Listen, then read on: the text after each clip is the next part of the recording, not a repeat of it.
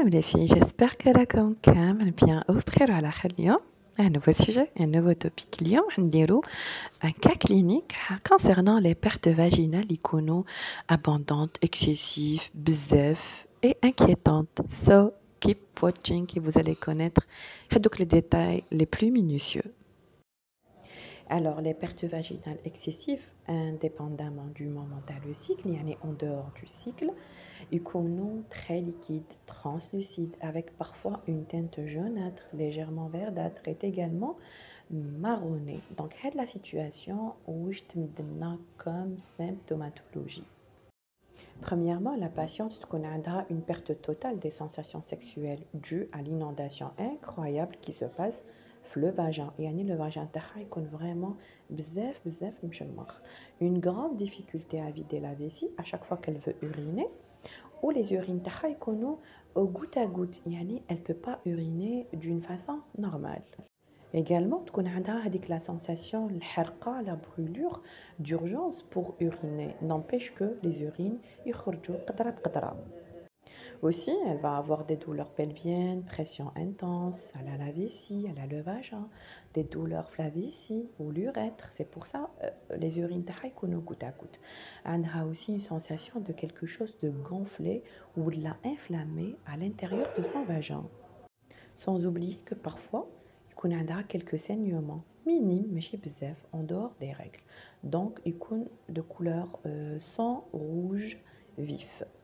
En allant consulter son gynécologue obstétricien, ou là un gynécologue tout simple, il va une analyse d'urine. Là, un CBU qui va connaître. Donc, le CBU de la patiente, il va déterminer aucune infection, aucun germe, présence uniquement de cristaux. Le frottis à l'état frais, il compte de nature normale.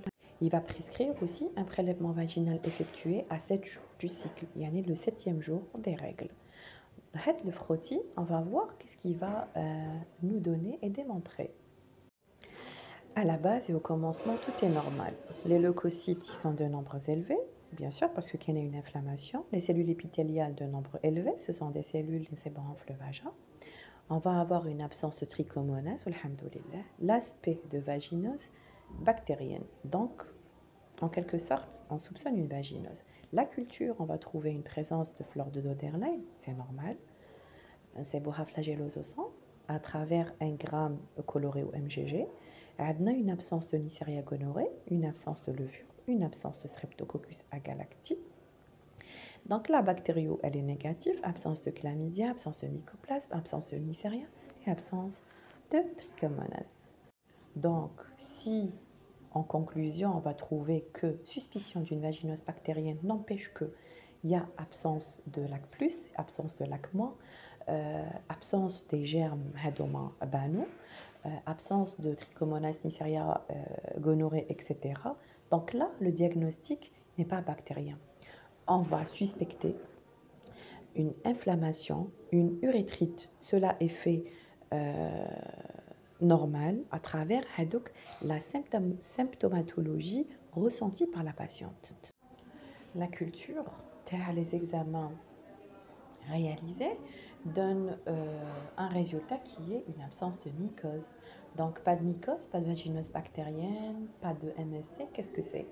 Donc c'est un déséquilibre écologique majeur dans le vagin de la patiente qui est à vif. Donc il faut réparer le vagin en utilisant un ovule pendant 10 jours, puis entretenir la flore par des lactobacilles apportés, donc par des probiotiques qui m'amédigine, qui m'atrophigile, bien sûr, sous ordonnance, de temps à autre. Donc il faut changer entre les deux. L'entretien, il se fait durant toute une année, yani minimum 9 mois, maximum 12 mois. Quant à l'hygiène, il faut se laver uniquement au saforel. Donc il faut prendre uniquement saforel comme gel intime aussi.